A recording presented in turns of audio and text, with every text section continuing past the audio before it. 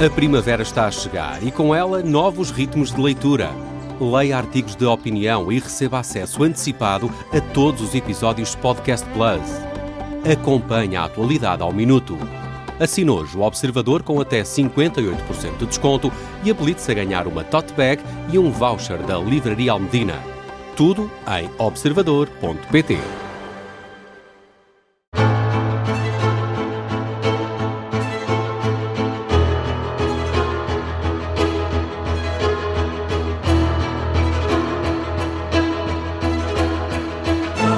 Bem-vindos ao primeiro de 5 episódios do 5 Continentes sobre o Irão. 5 Continentes, com a análise do historiador Bruno Cardoso Reis.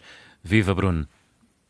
Olá João, obrigado. Bruno, neste primeiro de 5 episódios vais centrar-te nos primórdios da história deste país e de forma é que essa história moldou o Irão de hoje e a visão que este país tem do mundo. Bruno, é possível recuar até quando para encontrar vestígios do que podemos designar civilização no Irão?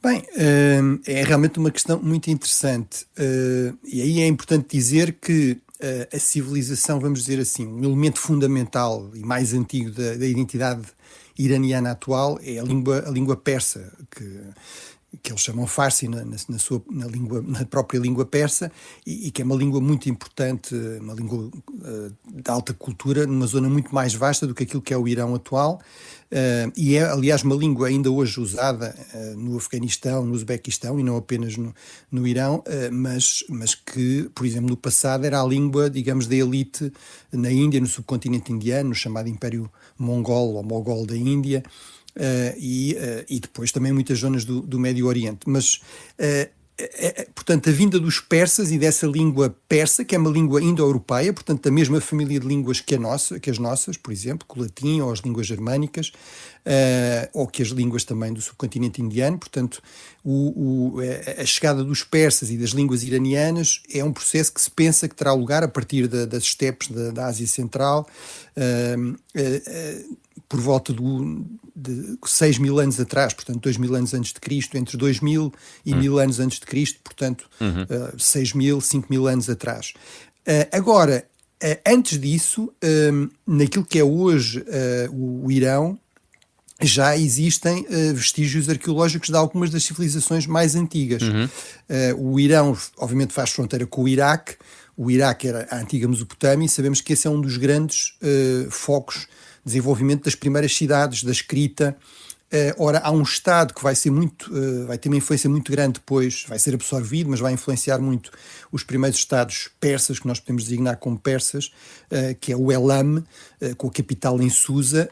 Isso fica mesmo numa província do Irão que faz fronteira com o Iraque, portanto na parte mais ocidental do Irão atual.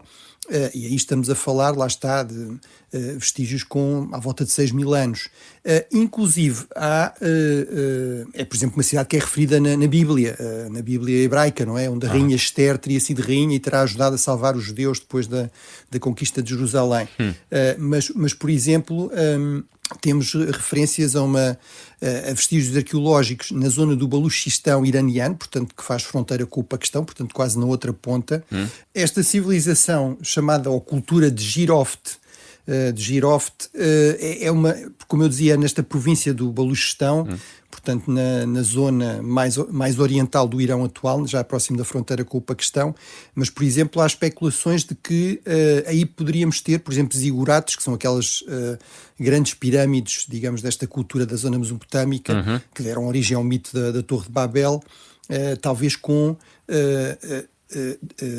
7 ou 8.000 anos, portanto, ainda muito mais antigos do que os de Ur e de outras zonas sumérias, embora essas datações estejam a ser questionadas, ou seja, não por serem arqueólogos iranianos, mas porque há muitas vezes esta tendência entre os arqueólogos de apontarem para datas mais antigas. Também a ideia de poderá ter-se encontrado aqui um primeiro sistema de escrita cuneiforme, portanto o primeiro sistema de escrita que se conhece, portanto não teria origem, nesse caso, na zona da Suméria, naquilo que é hoje o sul do Iraque, mas nesta zona. Mas tudo isso é um pouco contestado, porque também tem havido alguns anúncios, mas depois não tem havido publicação de artigos académicos, etc. Portanto, há aí algumas dúvidas. Mas o que não há nenhuma dúvida é que o Irão é um dos grandes centros de civilização da antiguidade, e o Irão é um daqueles países atuais que, como a Grécia, como a Etiópia, como a China, no fundo podem reclamar com alguma credibilidade uma ligação quase ininterrupta com culturas que já são muito importantes, com civilizações que já são muito importantes e muito avançadas na antiguidade. Okay. E isso realmente vai marcar também muito a própria imagem dos iranianos e dos persas até hoje, que se veem como um grande centro de civilização, ainda muito antes, por exemplo, da questão do Islão aparecer, não é? Muito bem. E quando é que nasce, Bruno, o chamado Império Persa? E há um Império Persa ou vários impérios? Sim, exatamente. Essa também é uma questão pertinente, ou seja, há vários impérios persas. Okay.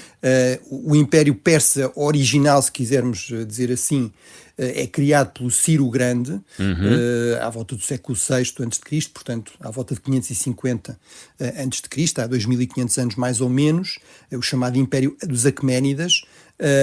E esse império, que se vai estender durante mais ou menos 2 séculos, portanto até às conquistas do Alexandre o Grande, até à volta de 330 a.C., esse grande império persa realmente é o primeiro grande Estado persa, é também o primeiro grande império, ou certamente um dos primeiros grandes impérios, é por exemplo anterior ao Império Han na China. Tem realmente uma dimensão que até aí nunca se tinha visto. Nenhum Estado tinha conseguido ser tão grande em população, em dimensão, também com esta característica que se torna muito típica dos impérios, que é ser um multiétnico, não é? Multiétnico e multirreligioso. Portanto, estima-se que no seu apogeu, depois com um primo do Ciro Grande, o Dário, que vai, no fundo, restaurar o império depois de uma guerra civil, por volta de entre 520 e 480 a.C., teria qualquer coisa como mais de 5 milhões de quilómetros quadrados, portanto ia desde o Egito até ao Afeganistão e ao Paquistão, ia desde a Grécia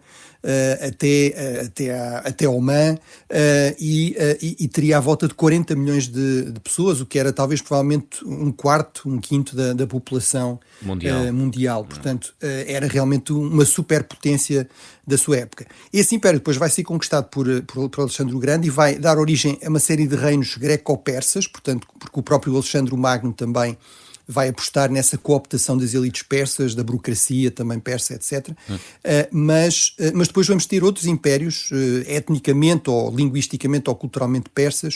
O Império Parto, dos Partos, que vai ser um grande rival dos romanos, entre mais ou menos o século II a.C.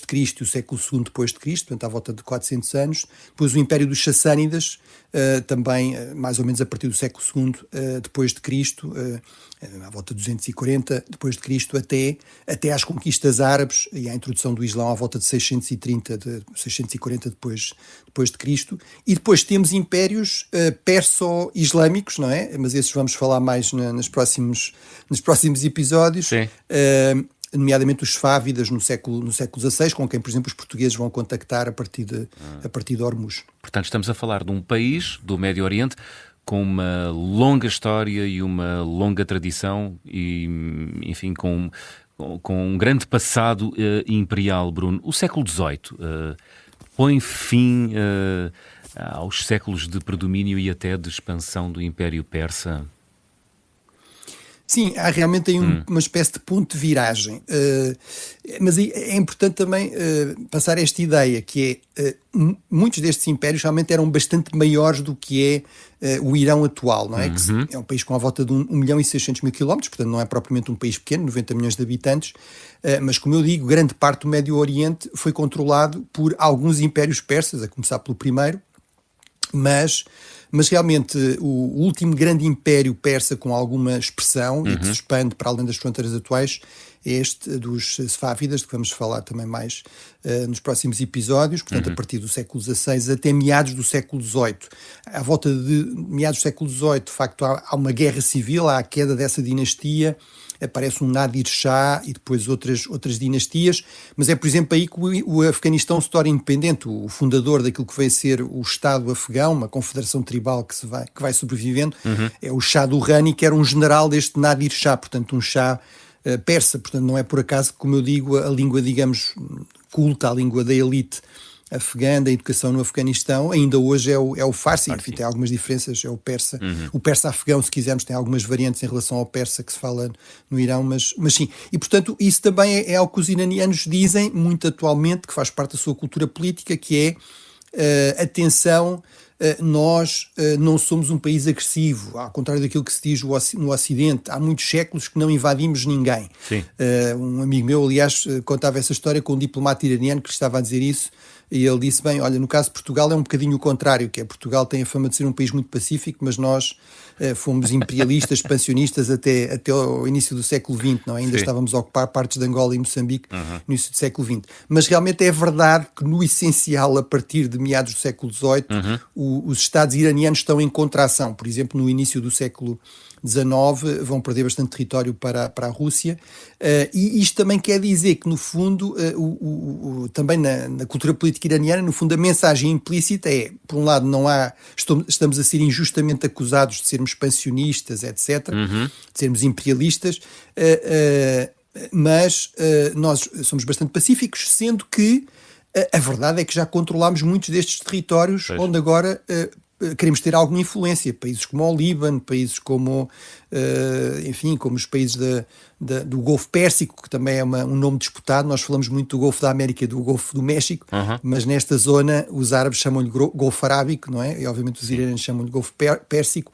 Os árabes não gostam nada que no Ocidente tenha prevalecido este nome de Golfo Pérsico, mas portanto, também há muito esta ideia de que o nível de ambição do Irão, como querendo ser uma potência regional importante no Médio Oriente, não é nada mais do que, no fundo, recuperar o seu lugar devido como grande potência, como uma grande civilização, com um longo passado imperial. Há este lado um pouco contraditório, que é os iranianos, sobretudo o regime atual, gostam muito de falar das suas credenciais anti-imperialistas, mas a verdade é que, em certo sentido, como eu disse, pode-se dizer que o Irão ou a Pérsia inventou os impérios, não é? Porque, até pelo seu lugar muito central, em relação a outros grandes centros da Eurásia, à Índia, à China, no fundo é o Irão muitas vezes que faz aqui o contacto, a chamada Rota da Seda, não é? Que faz o contacto entre a Índia, a China e depois potências mais ocidentais, Roma, ou depois as potências europeias na Idade Média, e portanto é realmente um grande centro difusor também de ideias, enfim, palavras que nós utilizamos, por exemplo, paraíso, não é? Paraíso vem de uma palavra persa que quer dizer um jardim rodeado de muros, não é? Portanto, um jardim interior, vamos dizer assim. Portanto, os aulos, por exemplo, que os nossos santos têm, aparecem primeiro representados na arte persa da antiguidade, porque era um símbolo digamos, de que essa pessoa tinha o favor divino. Começam a aparecer nos reis, ou nos imperadores, se quisermos, nos chás persas. Mas, portanto, a Pérsia, no fundo, tem esta ideia que é um grande centro de civilização, portanto, tem direito a ser um líder regional no Médio Oriente, e não percebem como é que um país como os Estados Unidos, que tem 200 anos, por exemplo, podem ter a pretensão de dizer que não devem ter esse papel. É a história, não é? Que lhes dá outro respaldo. O Irão hoje, Bruno, é tributário de todas essas experiências e formas de organização do passado? Sim, ou seja, não quer dizer que isso é importante também, tendo em conta o mote, o tema destes programas. Eu não estou aqui a dizer que a história legitima ao presente ou que obriga a uma determinada opção na atualidade. Mas molda, não é? Mas é verdade que molda muitas coisas, ou seja, e nomeadamente quando estamos a falar destas coisas, de cultura estratégica, de cultura política, da visão do mundo, é evidente que isso é muito marcado pela nossa identidade, pela identidade da comunidade política a que nós pertencemos.